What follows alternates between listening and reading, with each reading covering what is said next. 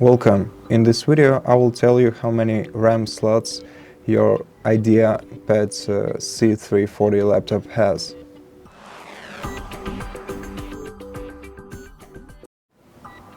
So to check the available RAM slots and if your laptop has any, you have to first open the Task Manager. To do that, right click on the taskbar and then select Task Manager.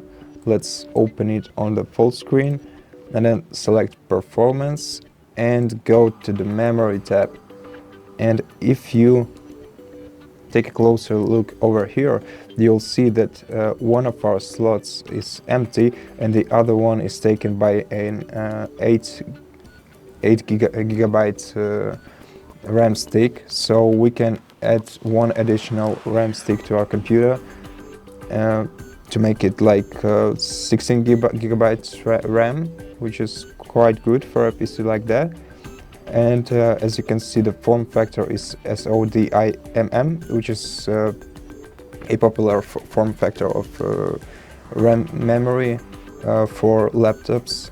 And basically, if it said row of chips, that would mean that your RAM memory is irreplaceable. But in this case, you can replace both of your RAM sticks on your PC.